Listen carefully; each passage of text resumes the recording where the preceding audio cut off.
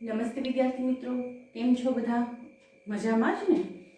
અને આપણે ધોરણ 8 એમાં જે પહેલું ચેપ્ટર આપણે ભણીએ છીએ સામાજિક ધાર્મિક સુધારણા, જેમાં ગયા લેક્ચરની અંદર આપણે વાત કરી હતી સામાજિક સુધારકોની.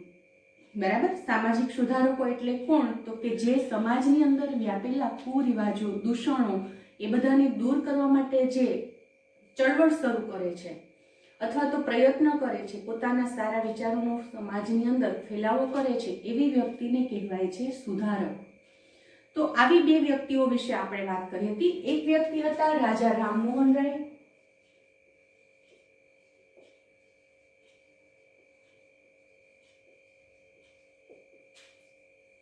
રાજા રામમોહન રાય અને બીજી વ્યક્તિ સ્વામી દયાનંદ સરસ્વતી.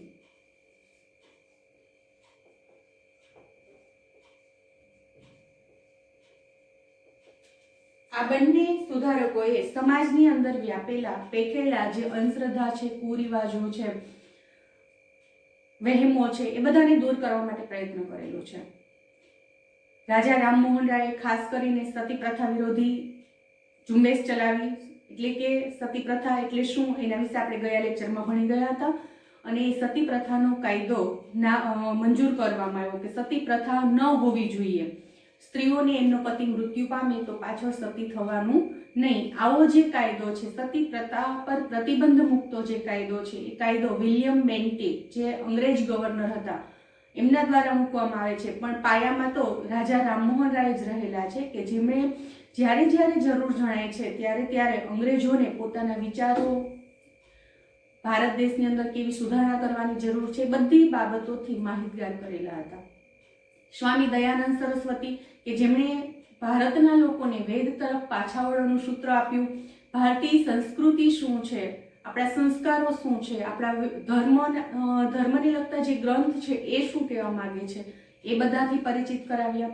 અને દયાનંદ સરસ્વતીના મૃત્યુ પછી સ્વામી શ્રદ્ધાનંદે કાંગડી ગુરુકુલ એમની સ્થાપના કરી અને જ્યાં એમના જે વિચારો હતા એ વિચારો જીવંત રહે, લોકો સુધી પહોંચતા રહે, એના માટે કાર્ય છે એ ચાલુ રાખ્યું. અને રાજા રામમોહન રાય જેમણે બ્રહ્મો સમાજની સ્થાપના કરી હતી. દયાનંદ સરસ્વતીએ આર્ય સમાજની સ્થાપના કરી હતી. બરાબર, તો આ થઈ આપણે ગયા લેક્ચરની અંદર જે શીખી ગયા એના વિશેની શોર્ટ માહિતી કે આવું આપણે કંઈક શીખી ગયા. આજે આપણે સામાજિક સુધારકની જ વાત કરવા જઈ રહીએ છીએ, પરંતુ એ છે રામકૃષ્ણ પરમહંસ અને સ્વામી વિવેકાનંદ. તો ચાલો આપણે જોઈએ રામકૃષ્ણ પરમહંસ વિશે.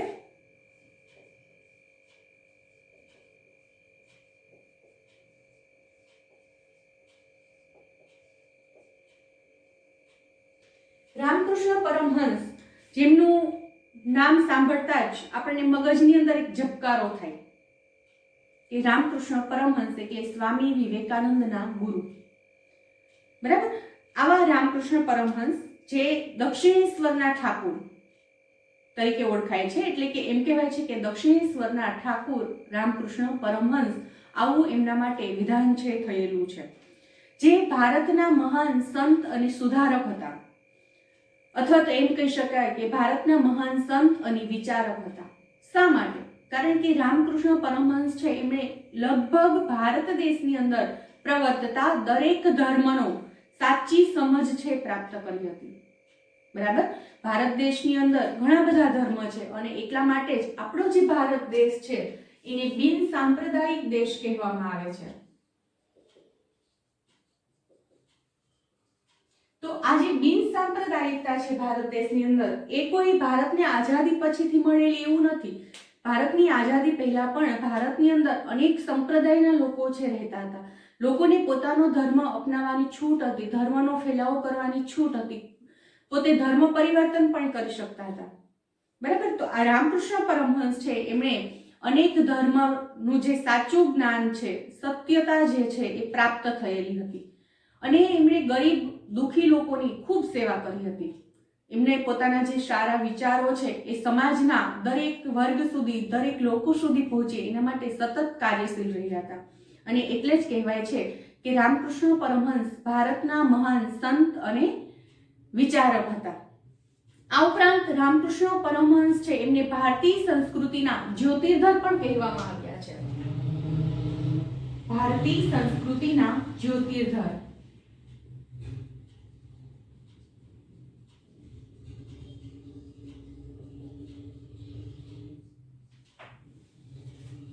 ભારતીય સંસ્કૃતિના જ્યોતિર્ધર શા માટે કહેવાય છે? કારણ કે એમણે ભારતીય સંસ્કૃતિ હકીકતમાં શું છે એનાથી લોકોને પરિચિત કર્યા. પોતાની જે સંસ્કૃતિ છે, ભારતીય જે સંસ્કૃતિ છે એની આગવી એક ઓળખ ઊભી કરી અને પોતાની સંસ્કૃતિ, પોતાના દેશ પ્રત્યે લોકોની અંદર એક સારી ભાવના હોવી જોઈએ, એના પ્રત્યે ગૌરવ હોવી જોઈએ, એ લાગણી છે લોકોમાં જાગૃત કરી. એટલે કહેવાય છે કે રામકૃષ્ણ પરમહંસ છે એ ભારતીય સંસ્કૃતિના જ્યોતિર્ધર હતા અને ધર્મના સત્યને પામનાર સંત અને સુધારક પણ હતા. એટલે કે જ્યાં જ્યાં સમાજની અંદર ધર્મની બાબતમાં સુધારાની જરૂર થઈ છે ત્યાં ત્યાં એમણે પોતાના વિચારો છે રજૂ કર્યા છે અને એ સુધારણા લાવવા માટેનો પ્રયત્ન કરેલો છે.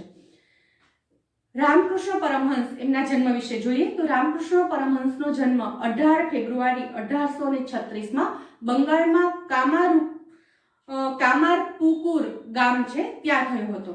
18 ફેબ્રુઆરી 1836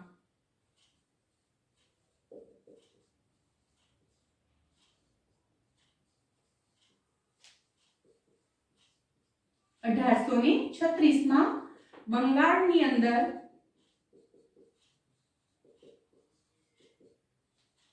કામારપુકુર ગામમાં એમનો જન્મ છે થયો હતો. બરાબર, ગામનું નામ થોડું અટપટું છે એટલે બોલવામાં પણ થોડું આમ તેમ થાય. બરાબર, તો તમે 2-3 વખત 5 વખત રિપીટ કરશો ગામનું નામ એટલે આસાનીથી બોલી શકશો. કામારપુકુર ગામમાં થયો હતો. એમનું બાળપણનું જે નામ છે, બાળપણનું નામ ગદાધર હતું. બાળપણનું નામ ગદાધર હતું. ત્યાર પછીથી એમના જે કાર્ય છે, એમની જે પ્રવૃત્તિ છે એના આધારે એમને રામકૃષ્ણ પરમહંસ છે નામ આપવામાં આવ્યું હતું. બરાબર, આજે રામકૃષ્ણ પરમહંસ છે એમનું સ્મિત એટલું સરસ હતું કે જો એક વખતે કોઈની સામે સ્મિત કરે તો તરત જ સામેની વ્યક્તિ છે મંત્રમુગ્ધ થઈ જતી. એમના ચહેરા પરથી લોકોની નજર હટતી જ નહીં, એટલું સરસ એમનું સ્મિત હતું. એટલે કે એમ કહી શકાય કે રામકૃષ્ણ પરમહંસનું જે સ્મિત છે મંત્રમુગ્ધ કરી દે એવું સ્મિત હતું. નાનપણથી જ રામકૃષ્ણ પરમહંસ એમને ધાર્મિક પ્રવૃત્તિમાં ખૂબ જ રસ હતો. ધર્મ શું છે એ જાણવા માટે હંમેશને માટે તત્પર રહેતા હતા. ધર્મને પામવા માટે, ધર્મની સાચી ઓળખ મેળવવા માટે એમણે ઘણું બધું જે તપ કહી શકાય એ તપ પણ કરેલું છે. એટલે કે નાનપણથી જ એને ધર્મની અંદર કેવા કેવા કુરિવાજો પેઠેલા છે, અંધશ્રદ્ધાઓ કેવી પેઠેલી છે એ બધું એમણે નાનપણથી જ પ્રાપ્ત કરી લીધું હતું એમ આપણે કહી શકીએ. કારણ કે એમની રુચિ છે નાનપણથી જ હતી, એટલે કે ધાર્મિક પ્રવૃત્તિઓની સાથે નાનપણથી જ જોડાયેલા હતા. એટલે ધર્મનું જે સત્ય છે એ સત્યનું જ્ઞાન એમને નાની વયે જ થઈ ગયું હતું એવું આપણે કહી શકીએ. રામકૃષ્ણ પરમહંસ છે દક્ષિણેશ્વરમાં આવેલું જે કાલી માતાનું મંદિર છે, કલકત્તા પાસે દક્ષિણેશ્વર કાલી માતાનું મંદિર આવેલું છે, ત્યાં એ પૂજા કરતા હતા. એટલે કે રામકૃષ્ણ પરમહંસ છે કાલી માતાના પૂજારી હતા અથવા ઉપાસક હતા. કાલી માતાના ઉપાસક હતા. અને એવું પણ કહેવાય છે કે રામકૃષ્ણ પરમહંસ અને કાલી માતા એ આમને સામને એટલે કે મોઢામોઢ વાતચીત કરતા હતા. એટલી એમના પ્રત્યે એમણે ઊંડી શ્રદ્ધા હતી અને એ કાલી માતાની સાથે વાતો કરતા હતા એવું આપણને સાંભળવા મળે છે. રામકૃષ્ણ પરમહંસ જે છે એમનું ચારિત્ર એકદમ શુદ્ધ ચારિત્ર હતું અને એમની જે જ્ઞાન ભક્તિ છે, જ્ઞાન ભક્તિના ઉપદેશને લીધેથી અનેક લોકો છે એમના પ્રત્યે ખૂબ આકર્ષાયા હતા. એટલે કે અનેક લોકો છે પોતાની જ્ઞાન પિપાસા છે સંતોષવા માટે, નવું જ્ઞાન પ્રાપ્ત કરવા માટે, નવું જાણવા માટે રામકૃષ્ણ પરમહંસની મુલાકાત લેતા હતા. રામકૃષ્ણ પરમહંસ છે એને લોક શિક્ષક તરીકેની લોકપ્રિયતા પ્રાપ્ત થઈ છે. એટલે કે રામકૃષ્ણ પરમહંસ છે એ લોક શિક્ષક તરીકે ઓળખાતા.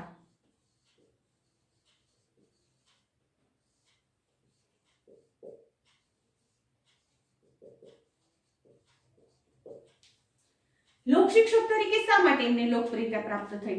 તો એની પાછળનું કારણ છે કે રામકૃષ્ણ પરમહંસ જે કંઈ પણ ઉપદેશ આપતા, એ ધર્મને બાબતનો હોય, સમાજને લગતો હોય, સંસ્કૃતિને લગતો હોય, કોઈ પણ ઉપદેશ હોય એમનો, તો લોકોને વાર્તા સ્વરૂપે રજૂ કરતા લોકો પાસે. અને વાર્તા સ્વરૂપે જ્યારે કોઈ પણ વસ્તુની રજૂઆત થાય છે, કોઈ પણ બાબતની રજૂઆત થાય છે, ત્યારે લોકોના હૃદયમાં ઊંડાણ સુધી બેસી જાય છે. અને એટલા માટેથી જ લોકો છે એમને એમની જે આ વાત કરવાની જે કળા હતી, પોતાના વિચારો છે લોકો સુધી પહોંચાડવા માટેની જે કળા હતી, એમનાથી એ લોકો ખૂબ પ્રેરાયેલા હતા. અને એટલા માટે જ એમને લોક શિક્ષકનું બિરુદ છે પ્રાપ્ત થયું હતું. આ ઉપરાંત રામકૃષ્ણ પરમહંસ એમણે જે રત્નકણિકાઓ લખેલી છે, રામકૃષ્ણ પરમહંસની રત્નકણિકાઓ,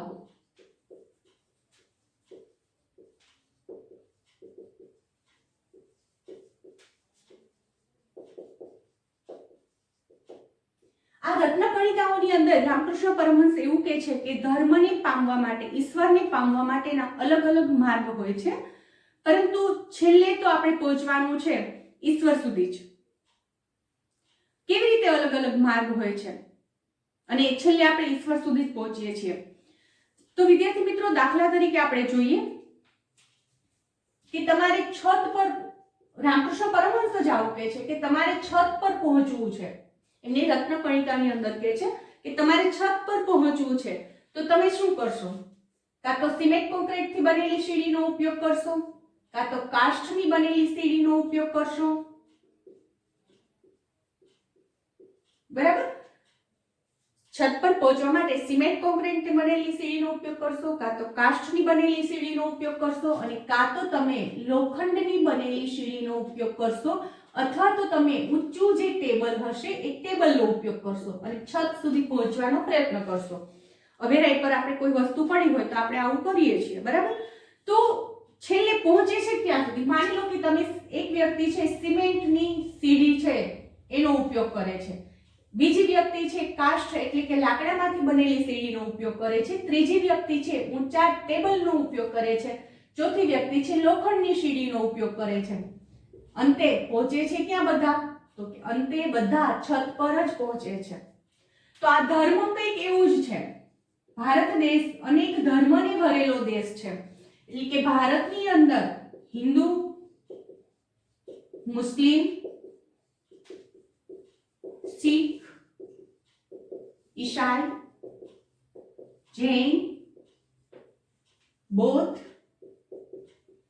વગેરે ધર્મ અપનાવેલી પ્રજાઓ છે ભારતની અંદર વસે છે. તો આ બધા ધર્મ છે છેલ્લે આપણને કહે છે શું? આ બધા ધર્મ આપણને શું ઉપદેશ આપે છે? એમના જે તમે ધર્મગ્રંથ વાંચો, આપણે ભારતમાં હિન્દુ ધર્મનો જે ધર્મગ્રંથ છે, તો હિન્દુ ધર્મના ધર્મગ્રંથોની અંદર આપણે રામાયણ, મહાભારત, ભગવદ્ ગીતા આ બધાનો સમાવેશ કરી શકીએ. વેદ, પુરાણ, બરાબર, મહાપુરાણ બધાનો સમાવેશ કરી શકીએ. તો આપણા ધર્મગ્રંથો, મુસ્લિમ માટે કુરાન છે, ત્યાર પછી આપણે બાઇબલ લઈએ, પિટકો લઈએ, તો એ બધાની અંદર ઉપદેશ શું આપે છે? તો ઉપદેશ એક જ છે બધાની અંદર, સત્ય, અહિંસા, સદાચાર અને શાંતિ. સત્ય, અહિંસા, સદાચાર અને શાંતિ. છેલ્લે તમે આ બધા જ ધર્મના ધર્મગ્રંથો લઈ લો તો એનો સાર એક જ નીકળશે કે અંતે મનુષ્યએ ક્યાં પહોંચવાનું છે? તો કે સત્ય, અહિંસા, સદાચાર અને શાંતિ. બધા જ ધર્મગ્રંથો આ ચાર ઉપદેશ આપે છે, બરાબર? જેમ કે માની લો કે આ દરિયો છે, અહીંથી હિન્દુ ધર્મની નદી આવે છે, અહીંથી જૈન ધર્મની નદી આવે છે, અહીંથી બૌદ્ધ ધર્મની નદી વહે છે, આવે છે, અહીંથી મુસ્લિમ ધર્મની નદી આવે છે, અહીંથી શીખ ધર્મની નદી આવે છે, અને અહીંથી ઈસાઈ ધર્મની નદી આવે છે. તો આ બધી નદીઓ છેલ્લે કોને મળે છે? વિદ્યાર્થી મિત્રો, આપણે ગયા સત્રની અંદર વાત કરી હતી કે નદીઓનું ઉદ્ગમ સ્થાન છે લગભગ પહાડ હોય છે, પહાડમાંથી ઉદ્ભવે છે અને છેલ્લે મોટા ભાગની જે નદીઓ છે સમુદ્રને મળે છે. એનો અંત ક્યાં થાય છે? સમુદ્રમાં થાય છે. ઘણી નદીઓ એવી છે કે જેમનો અંત સમુદ્રમાં નથી થતો, પરંતુ વચ્ચે જ ક્યાંક સુકાઈ જાય છે. તો વચ્ચે જે સુકાઈ જાય છે નદીઓ, એને આપણે અંતસ્થ અથવા કુવારિકા નદીઓ કહીએ છીએ. અને મોટાભાગની નદીઓ છે સમુદ્રને પ્રાપ્ત થઈ જાય છે, મળી જાય છે. બરાબર. તો એ આપણે શું શીખ્યા કે બધી જ નદીઓ છે એનો અંત છે સમુદ્ર છે. તો આ બધી જ નદીઓ વહે છે આ બધી નદીઓ ક્યાં મળે છે? સમુદ્રને મળે છે ને. તો આ બધા જ ધર્મ છે એ ધર્મ આખરે શું આપણને સમજાવે છે? આ બધા જ ધર્મનો અંતમાં સાર સત્ય, અહિંસા, સદાચાર અને શાંતિ જ છે. એટલે કે બધા ધર્મ છે એ છેલ્લે સમુદ્રની અંદર ભળી જાય છે. બધા ધર્મનો એક જ નિચોડ થઈ જાય છે. ફક્ત ફાટાઓ એટલા માટે છે કે લોકો છે શાંતિથી અને સલામતીથી રહી શકે. માની લો કે બધા જ લોકો છે હિન્દુ છે, આખા વિશ્વની અંદર બધા હિન્દુ જ છે. તો હિન્દુ ધર્મના જે મંદિરો છે ત્યાં ભીડ લાગશે, ધક્કામુક્કી વધી જશે. પરંતુ આવા નાના નાના સંપ્રદાયો હોવાથી લોકો છે સારી રીતે પોતાના જે સારા વિચારો છે, જે સુધારકો છે, એ પોતાના સારા વિચારો લોકો સુધી પહોંચાડી શકે છે. યોગ્ય વ્યવસ્થાનો જ એક આ ભાગ છે. બરાબર. ઈશ્વર કયો, અલ્લાહ કયો, ગમે તે કયો તમે, છેલ્લે તો એ ભગવાન જ છે, છેલ્લે તો એ ઈશ્વર જ છે. તો રામકૃષ્ણ પરમહંસ છે એની રત્નકણિકાઓની અંદર આ બોધ આપે છે કે ધર્મને પામવા માટેના માર્ગ છે અલગ અલગ છે, પણ અંતમાં સત્ય તો એક જ છે કે બધા જ ધર્મ આપણને સત્ય, અહિંસા, સદાચાર અને શાંતિનો જ બોધપાઠ આપે છે. બરાબર. છેલ્લે રામકૃષ્ણ પરમહંસ વિશે આપણે જોઈએ તો રામકૃષ્ણ પરમહંસની સાથે કેશવચંદ્ર સેન, સ્વામી દયાનંદ સરસ્વતી વગેરે જે ધાર્મિક અને સામાજિક સુધારકો હતા, એમણે પણ રામકૃષ્ણ પરમહંસની મુલાકાત લીધી હતી. એમની સાથે ચર્ચા વિચારણા ગોષ્ઠીઓ કરી હતી અને જ્યાં જ્યાં એમને સારા મંતવ્યની જરૂરિયાત ઊભી થઈ ત્યાં એમણે રામકૃષ્ણ પરમહંસ પાસેથી મંતવ્ય પણ લીધેલા હતા અને એ મંતવ્ય સમાજ સુધી પહોંચાડેલા પણ હતા. રામકૃષ્ણ પરમહંસનું મૃત્યુ 16 ઓગસ્ટ 1886 ના રોજ 50 વર્ષની ઉંમરે થાય છે. રામકૃષ્ણ પરમહંસનું મૃત્યુ 18 ઓગસ્ટ 1886 ના રોજ, એટલે કે 50 વર્ષની નાની ઉંમરે જ એમનું મૃત્યુ થાય છે. એટલે કે પોતે ફરી પાછા પોતાનું જે જીવન છે જીવન સંકેલી લે છે.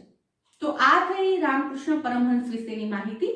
ત્યાર પછી વિદ્યાર્થી મિત્રો આપણે જોઈએ સ્વામી વિવેકાનંદ વિશે કે સ્વામી વિવેકાનંદ શું કહેવા માંગે છે.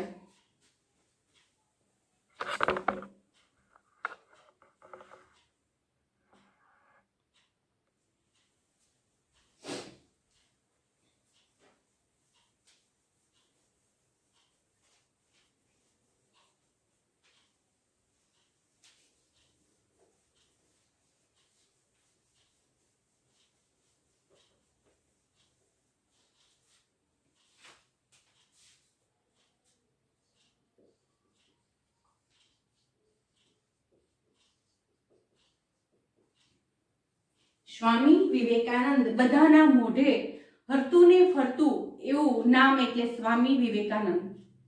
સ્વામી વિવેકાનંદ એમના જીવન અને ચરિત્રથી લગભગ કોઈ પણ અજાણ હશે એવું નહીં હોય. એમની એક વાત, એમનું એક કોટેશન ખૂબ સરસ છે. એ કોટેશન બધાના મોઢે હશે. ઉઠો, જાગો અને ધ્યેય પ્રાપ્તિ સુધી મંડ્યા રહો. આ કોટેશન કોઈ પણ જગ્યાએ લખેલું હોય અથવા તો આપણે સાંભળીએ એટલે તરત જ આપણે એમ કહીએ કે સ્વામી વિવેકાનંદે આપેલું આ સૂત્ર છે, ઉઠો, જાગો અને ધ્યેય પ્રાપ્તિ સુધી મંડ્યા રહો. બરાબર. આ કોટેશન વિશે પણ આપણે હમણાં આગળ વાત કરીશું. સ્વામી વિવેકાનંદનો જન્મ 12 જાન્યુઆરી 1863 માં થયો હતો.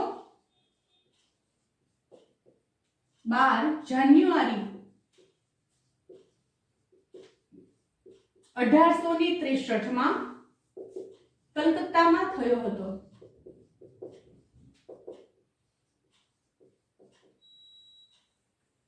અને સ્વામી વિવેકાનંદનો જે જન્મદિવસ છે એને આપણે રાષ્ટ્રીય યુવા દિવસ તરીકે આજે પણ ઉજવીએ છીએ. રાષ્ટ્રીય યુવા દિવસ. આ દિવસે આપણે બધા છે શાળાઓની અંદર સ્વામી વિવેકાનંદ જન્મ જયંતિ સેલિબ્રેટ કરીએ છીએ અને સ્વામી વિવેકાનંદના જે વિચારો છે એ વિચારો આજે પણ જાગૃત રહે, આજે બધા વિદ્યાર્થીઓ સુધી પહોંચે એના માટે વક્તૃત્વ સ્પર્ધા, નિબંધ લેખન સ્પર્ધા, આવું બધું આયોજન છે શાળા કોલેજ દ્વારા છે થતું હોય છે. બરાબર. તો રાષ્ટ્રીય યુવા દિવસ છે સ્વામી વિવેકાનંદના જન્મ દિવસને રાષ્ટ્રીય યુવા દિવસ તરીકે ઉજવવામાં આવે છે. વિદ્યાર્થી મિત્રો, તમે કોઈ પણ કચેરી લ્યો, ગવર્મેન્ટ કચેરી લ્યો, કોઈ પણ મોટી મોટી ફેક્ટરીઓની મુલાકાત લેશો અથવા તો કોઈ પણ શાળાની મુલાકાત લેશો તો ત્યાં સ્વામી વિવેકાનંદનું ચિત્ર, એમનો ફોટો અચૂક હોય છે ને હોય જ છે. તો સ્વામી વિવેકાનંદની અંદર એવું શું ખાસ હતું કે આજે પણ સ્વામી વિવેકાનંદ દરેક વ્યક્તિના હૃદયમાં રાજ કરે છે? સ્વામી વિવેકાનંદની એવી તે શું પર્સનાલિટી હતી, એવું એની અંદર શું ખાસ હતું કે આજે પણ દરેક વ્યક્તિ સ્વામી વિવેકાનંદના જે વિચારો છે એ વિચારો અપનાવવા માટે તૈયાર છે. તો ચાલો આપણે જોઈએ સ્વામી વિવેકાનંદ વિશે.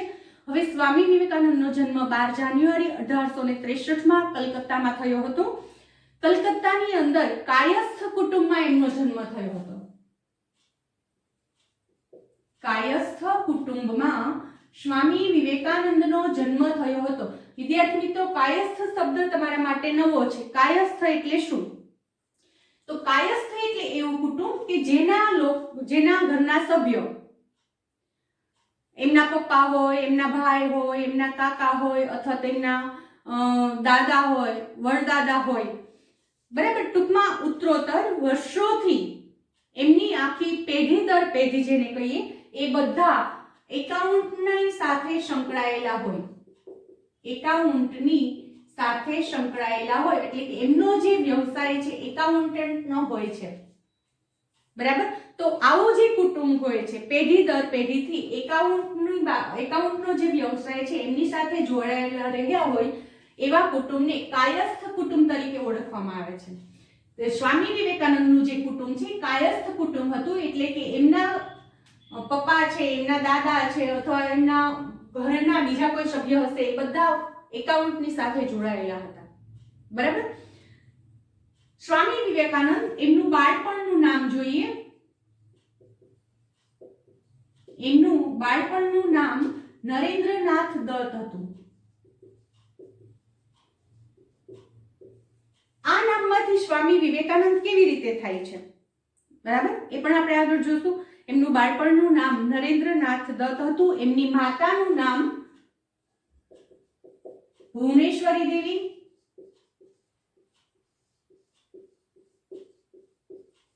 જે શિવ ભક્ત હતા,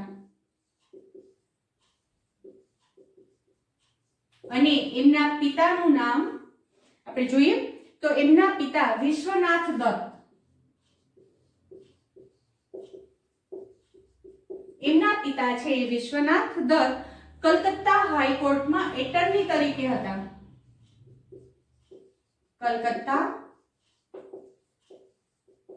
હાઈકોર્ટમાં એટર્ની જનરલ તરીકે એમની નિમણૂક હતી. એટર્ની જનરલ એટલે એકાઉન્ટનો જે ભાગ છે એમ આપણે કહી શકીએ. બરાબર. તો આ થઈ આપણે સ્વામી વિવેકાનંદ, એમના જન્મ અને એમના બાળપણનું નામ. એમનું બાળપણ આપણે જોઈએ તો કે સ્વામી વિવેકાનંદ છે એ બાળપણથી જ એમને ધાર્મિક બાબતોમાં વધારે રસ હતો.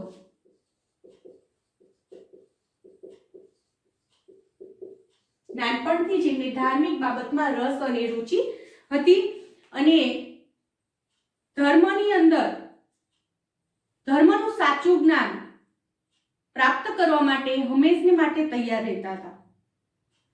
ખરેખર ધર્મ શું છે, આપણે જે ઈશ્વરની પૂજા કરીએ છીએ તો હકીકતમાં ઈશ્વર છે કે કેમ, એ પ્રશ્ન હંમેશને માટે એના મગજની અંદર રહ્યો અને ઈશ્વર છે કે કેમ એની શોધ માટેથી એમણે દરેક ધર્મના ધર્મગ્રંથ છે એનું વાંચન પણ કરેલું હોવાનું માનવામાં આવે છે. અને એવું પણ સાંભળવા મળ્યું છે કે સ્વામી વિવેકાનંદ, એમની યાદશક્તિ એટલી તીવ્ર હતી કે એક વખત કોઈ પણ બાબત વાંચી લે એટલે એમને કંઠસ્થ થઈ જતું. એ વાંચતા જાય અને બુકના પાના ફાડીને ફેંકી દેતા જાય, એટલે કે એમને બધું જે વાંચે બધું કંઠસ્થ થઈ જતું એક જ વખતમાં, એટલી એમની યાદશક્તિ તીવ્ર હતી. વિદ્યાર્થી મિત્રો, યાદશક્તિ વધારવા માટે મન છે એ શાંત હોવું જરૂરી છે, ચિત્ત એકાગ્ર હોવું જરૂરી છે, તો જ તમે જે વાંચો છો તમને યાદ રહે છે. અને ચિત્તને એકાગ્ર કરવા માટે ધ્યાન એ અતિ આવશ્યક છે, બરાબર. અને એવું પણ કહેવાય છે કે વિવેકાનંદ છે હનુમાનની પૂજા કરતા હતા, શિવની, બરાબર, હનુમાન, શિવ, રામ, એમની બધાની મૂર્તિ પૂજા કરતા હતા. એટલે કે મૂર્તિ પૂજામાં એ માનતા ખરા, બરાબર. અને આ જે પૂજાની જે ભાવના છે, ધાર્મિક બાબતનું જે શિક્ષણ છે, એ એમને એમની માતા પાસેથી પ્રાપ્ત થયું હતું. ધર્મના જે સંસ્કારો છે એમની માતા પાસેથી એમને મળેલા હતા. પરંતુ સત્ય, અહિંસા, સદાચાર, શીલ, ગુણ, ધૈર્યતા, સહિષ્ણુતા, આ બધા જે ગુણ છે એ બધા એમને એમના પિતાજી પાસેથી પ્રાપ્ત થયા હતા. એટલે કે વિશ્વનાથ દત્ત પાસેથી એ બધા ગુણ એમને પ્રાપ્ત થયેલા હતા. તો આ થયું સ્વામી વિવેકાનંદ. આ ઉપરાંત બાળપણમાં જ, નાનપણમાં જ સ્વામી વિવેકાનંદ છે સાધુ અને સંતો પ્રત્યે આકર્ષાયા હતા. એટલે કે સાધુ અને સંતોની સાથે વિચાર વિમર્શ કરવો, એમની સાથે ગોષ્ઠી કરવી, ધર્મનું નવું નવું જ્ઞાન પ્રાપ્ત કરવું એમને ખૂબ ગમતું હતું. અને નાનપણમાં એમની માતા એવું કહે છે કે નાનપણથી જ સ્વામી વિવેકાનંદ છે એક તોફાની અને અશાંત છોકરો હતો. અશાંત શા માટે હતા એમ? તો કે એને ધર્મનું ઊંડાણપૂર્વક જ્ઞાન પ્રાપ્ત કરવું હતું, નવું નવું શીખવાની એનામાં તાલાવેલી હતી. અને જે વ્યક્તિને નવું કંઈક શીખવાની તાલાવેલી હોય છે એ અશાંત હોય છે, એટલે કે ચંચળ હોય છે. અશાંતનો મતલબ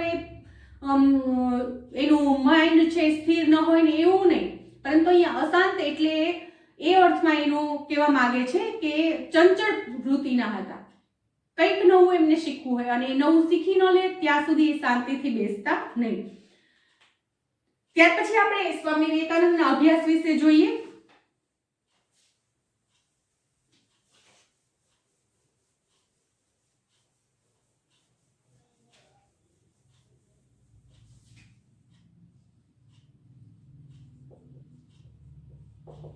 સ્વામી વિવેકાનંદનો અભ્યાસ. પ્રેસિડેન્સી કોલેજ એની એક એન્ટ્રન્સ એક્ઝામ હતી. એ એન્ટ્રન્સ એક્ઝામમાં ઘણા બધા વિદ્યાર્થીઓએ ભાગ લીધો હતો અને જેમાંથી સ્વામી વિવેકાનંદ એક એવા વ્યક્તિ હતા, એક પોતે એક જ, કે જે પ્રથમ ગુણ પ્રાપ્ત કરીને પ્રથમ વિભાગમાં ગુણ પ્રાપ્ત કરી અને તેઓ પાસ થયા હતા. એટલે કે પ્રથમ ક્રમાંક છે એમણે પ્રાપ્ત કર્યો હતો. આ ઉપરાંત સ્વામી વિવેકાનંદ છે એમને અભ્યાસમાં કયા કયા વિષય પસંદ હતા? તો કે અભ્યાસમાં એમને ફિલોસોફી,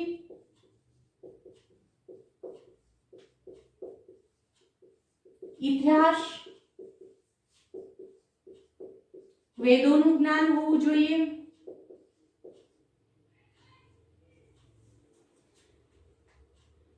સામાજિક વિજ્ઞાન, કળા અને વ્યાયામ વગેરે વિષયો એમને શીખવા ગમતા હતા. આ ઉપરાંત એમને વેદ, ઉપનિષદ, પુરાણો, કાવ્ય, મહાકાવ્ય વગેરેનું પણ સારું એવું નોલેજ એમની પાસે હતું. એટલે કે આ બધું પણ એમને જ્ઞાન પ્રાપ્ત કરવું ગમતું હતું, શીખવું ગમતું હતું. એટલે કે આપણે એમ કહી શકીએ કે સ્વામી વિવેકાનંદ એમનું વ્યક્તિત્વ એવું હતું કે જેમની પાસે ખૂબ વિશાળ નોલેજ હતું. એમ કહી શકીએ કે દરેક વિષયનું એમની પાસે જ્ઞાન હતું. શારીરિક વ્યાયામ, રમતગમત, સંગીત વગેરે પ્રવૃત્તિમાં એ નાનપણથી જ એમને રસ અને રુચિ હતા. એટલે કે એવી જે પ્રવૃત્તિ હોય બધી પ્રવૃત્તિમાં તેઓ ભાગ લેતા. એમના ગુરુ એટલે કે રામકૃષ્ણ પરમહંસ, જેની આપણે હમણાં જ વાત કરી, સ્વામી વિવેકાનંદના ગુરુ રામકૃષ્ણ પરમહંસનું મૃત્યુ થયું. ત્યાર પછી સ્વામી વિવેકાનંદે છે બેલુર મઠની અંદર રામકૃષ્ણ મિશનની સ્થાપના કરી. રામકૃષ્ણ પરમહંસના મૃત્યુ પછી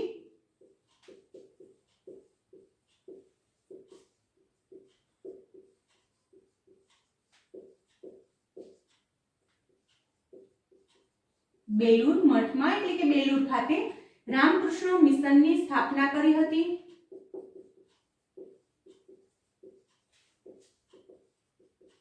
આ જે મઠ છે એનું નામ એમના ગુરુના નામ પરથી રામકૃષ્ણ મિશન છે રાખવામાં આવ્યું હતું.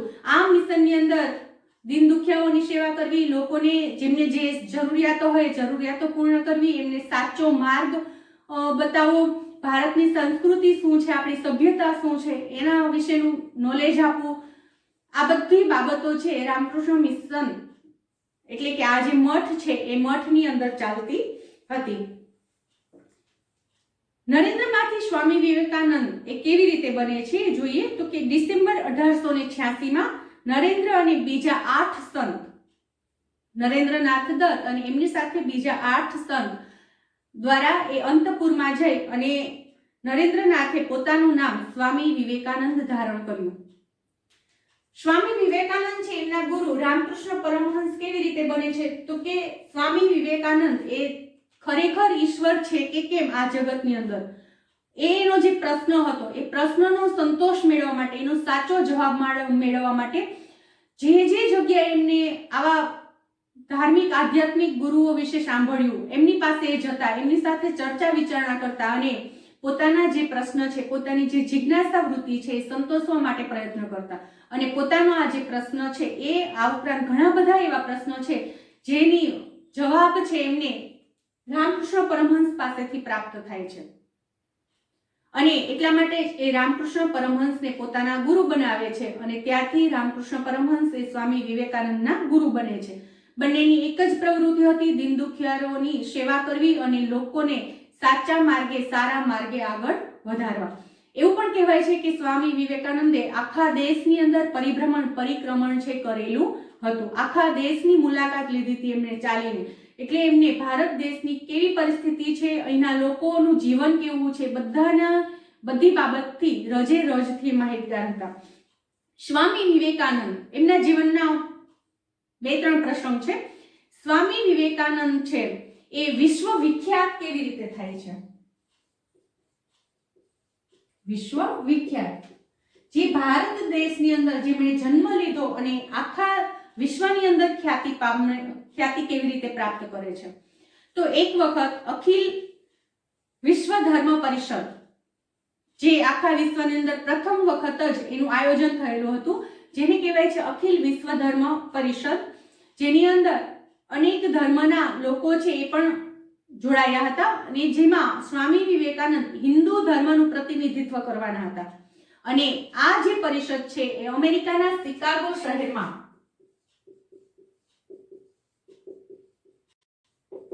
11 સપ્ટેમ્બર થી 27 સપ્ટેમ્બર સુધી એમનું આયોજન થયેલું હતું. આ જે વિશ્વ ધર્મ પરિષદ છે એની અંદર પોતાના વિચારો રજૂ કરવાના હતા સ્વામી વિવેકાનંદને 11 સપ્ટેમ્બરે એટલે કે પ્રથમ દિવસે જ. સ્વામી વિવેકાનંદ જ્યારે ઓડિયન્સમાં જાય છે, સ્ટેજ પર જાય છે, તો પહેલા તો લગભગ એમાં 7000 જેટલું ઓડિયન્સ હતું. બધાને એવું લાગે છે કે આ ભગવા વસ્ત્ર પહેરેલા છે અને આ વ્યક્તિ શું પ્રવચન આપશે, પરંતુ સ્વામી વિવેકાનંદનું એક જ શબ્દ, એક જ વાક્ય જે ઉદ્બોધન છે, સંબોધન છે, અમેરિકી ભાઈઓ, અમેરિકી બહેનો અને ભાઈઓ, અમેરિકી બહેનો અને ભાઈઓ, ફક્ત આટલું જ બોલે છે, મારા વહાલા અમેરિકી બહેનો અને ભાઈઓ. ત્યાં તો એ 7000 જેટલું જે ઓડિયન્સ હતું એ ઓડિયન્સ 5 થી 7 મિનિટ સુધી સતત તાળીઓના ગડગડાટથી સ્વામી વિવેકાનંદને વધાવી લે છે. તો આ એક બે શબ્દની અંદર એવું બધું શું રહેલું છે? એની પાછળ આખું એક કારણ છે કે આપણા ભારત દેશની અંદર તો હજી સારું હતું કે સ્ત્રીઓને છે સુધારા વધારે વખત થયા અને સ્ત્રીઓ છે શિક્ષણ પણ મેળવતી. બધી સ્ત્રીઓ ન મેળવી શકતી પણ અમુક સ્ત્રીઓ શિક્ષણ મેળવી શકતી, એ પોતાના વિચારો રજૂ કરી શકતી. બરાબર, આપણે રામાયણ મહાભારત એ બધા ગ્રંથ વાંચીએ તો એ ખબર પડે આપણને કે એ સમયમાં સ્ત્રીઓને સ્થાન હતું આપણા સમાજમાં. પણ આજે અમેરિકા, યુરોપ, ઇજિપ્ત એ બધા જે દેશ હતા જ્યાં સ્ત્રીઓને આજે પણ પુરુષ સમોવડી ગણવામાં નહોતી આવતી, એટલે કે સ્ત્રીઓને સ્ત્રીઓનું કોઈ સ્થાન જ નહોતું, સ્ત્રીઓને નિમ્ન દરજ્જો આપવામાં આવેલો હતો.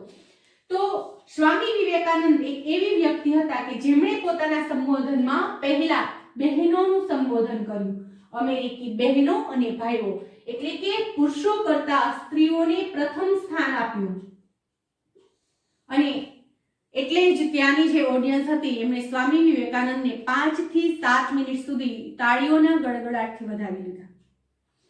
આ ઉપરાંત બીજું કે અમેરિકાની અંદર તો ઇંગ્લિશ ભાષા જ વપરાતી હોય, તો એ લોકોને એમ જ ખબર હતી કે લેડીઝ એન્ડ જેન્ટલમેન, બહેનો અને ભાઈઓ એવો શબ્દ હોય એવી એમને કલ્પના પણ નહોતી.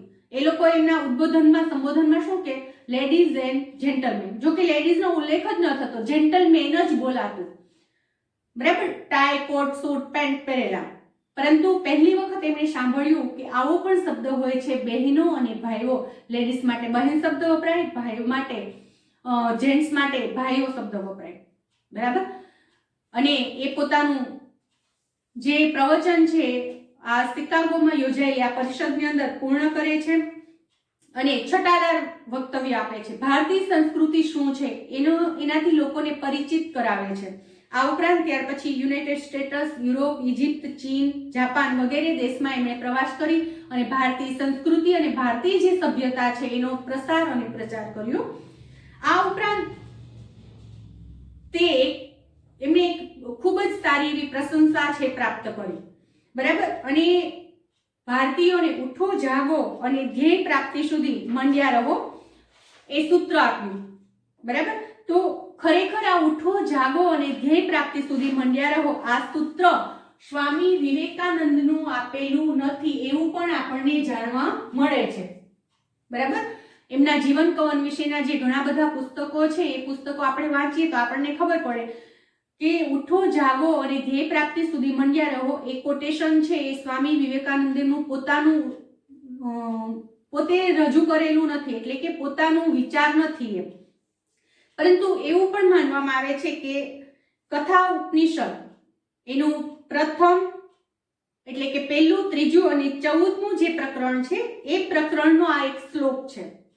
કથા ઉપનિષદનું પહેલું, ત્રીજું અને 14મું જે પ્રકરણ છે એનો આ એક શ્લોક છે, ઉઠો જાગો અને ધ્યેય પ્રાપ્તિ સુધી મંડ્યા રહો. જ્યાં યામા નામની વ્યક્તિ છે એ નચિકેતાને યોગ શીખવાડે છે, એટલે કે સ્વામી વિવેકાનંદને યોગનો અભ્યાસ કરાવતા હોય છે ત્યારે આ સૂત્ર બોલે છે કે ઉઠો જાગો અને ધ્યેય પ્રાપ્તિ સુધી મંડ્યા રહો.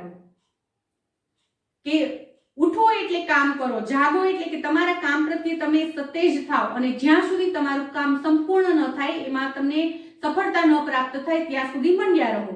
આવું સૂત્ર છે એ આપે છે, આવું બોલે છે. અને સ્વામી વિવેકાનંદ છે આ કથા ઉપનિષદનું પહેલા, ત્રીજા અને 14મા પ્રકરણનો આ જે શ્લોક છે એ લોકોની સમક્ષ રાખે છે. લોકો સુધી પહોંચાડવાનું પગથિયું કોણ બને છે તો એ છે સ્વામી વિવેકાનંદ. અને એટલે કહેવાય છે કે સ્વામી વિવેકાનંદે આપેલું સૂત્ર ઉઠો જાગો અને ધ્યેય પ્રાપ્તિ સુધી મંડ્યા રહો એટલે કે આ સ્વામી વિવેકાનંદની રચના નથી, પરંતુ આ શ્લોક ઓલરેડી રચાયેલો હતો, કથા ઉપનિષદની અંદર છે. સ્વામી વિવેકાનંદે આ શ્લોક એનો જે મર્મ છે, એનું જે જ્ઞાન છે એ લોકો સુધી પહોંચાડવાનું કાર્ય કર્યું છે. બરાબર, એક બીજો એક સરસ પ્રસંગ છે સ્વામીજીના વસ્ત્ર બાબતનો છે. સ્વામીજી છે સ્વામી વિવેકાનંદ છે, આપણને ખ્યાલ છે કે એ ભગવા વસ્ત્ર પહેરતા હતા, માથે સરસ મોટી પાઘડી બાંધતા હતા. એ સમયમાં ભારતીય પુરુષો બધા જ માથે પાઘડી બાંધતા અને સ્ત્રીઓ માથે ઓઢણી ઓઢતી. હવે કોઈ એક અમેરિકી વ્યક્તિ છે, એમને સ્વામીજીને એમ કહે છે કે તમે આવા શું વસ્ત્ર પહેર્યા છે, ભગવા ઉપર છે દુપટ્ટો વીટવો, નીચે ધોતિયું પહેરવું, ઉપર પાઘડી બાંધવી, એના કરતાં તમે ટાઈ કોટ સૂટ પેન્ટ પહેરો ને બહુ મસ્ત લાગશે, તમારી પર્સનાલિટીમાં સરસ લાગશે. ત્યારે સ્વામી વિવેકાનંદ એમને કહે છે કે તમારું જે વ્યક્તિત્વ છે, તમે તમારા કોટ પેન્ટ ટાઈ સૂટ એમના દ્વારા તમે તમારી પર્સનાલિટી એટલે કે ઓળખ પ્રાપ્ત કરી છે, જ્યારે અમે ભારતીયોએ અમારી પર્સનાલિટી, અમારી ઓળખ, અમારી સંસ્કૃતિ અને સભ્યતા દ્વારા વિદેશમાં સ્થાપિત કરી છે. તો આ છે સ્વામી વિવેકાનંદને પોતાના દેશ માટે માન, સન્માન અને ગૌરવ કે અમે ભારતીયો છીએ, એટલે કે અમે ભારતીયો વસ્ત્રોથી નહીં પરંતુ અમારી જે સંસ્કૃતિ છે, જે અમારી સભ્યતા છે એના દ્વારા અમે વિશ્વની અંદર ખ્યાતિ છે પ્રાપ્ત કરનાર છે, જ્યારે તમે તમારા વસ્ત્રથી, તમારા કપડાથી વિશ્વની અંદર ઓળખાવો છો. બરાબર. તો આ ખૂબ સરસ મજાના એમના જીવનના પ્રસંગ હતા. આ ઉપરાંત સ્વામી વિવેકાનંદનું જીવનભર એક જ ઉદ્દેશ્ય રહ્યું છે, જનસેવા એ જ પ્રભુ સેવા. દીન દુખિયા લોકોની સેવા કરો, જે લોકોને જરૂરિયાતની જરૂર છે એમને મદદ પહોંચાડો, અને દરેક ભારતનો જે નાગરિક છે, આપણા ભાઈ અને બહેન છે, તો એમની એ સારું જીવન જીવી શકે એના માટે શક્ય એટલી મદદ છે એકબીજાને કરો. અને આજે જે આ રામકૃષ્ણ મિશનની સ્થાપના થયેલી છે એની શાખાઓ દેશ વિદેશની અંદર આપણને જોવા મળે છે. બરાબર. તો આ થયું સ્વામી વિવેકાનંદનું જીવન અને કવન. તો આજે આપણે રામકૃષ્ણ પરમહંસ અને સ્વામી વિવેકાનંદ વિશે માહિતી મેળવી. નેક્સ્ટ લેક્ચરની અંદર આપણે મુસ્લિમ સમાજમાં સુધારણાની ચળવળ, શીખ સમાજ શું કહેવા માંગે છે, જ્યોતિબા ફૂલે, ઠક્કર બાપા, એમના વિશે આપણે માહિતી મેળવીશું. Thank you.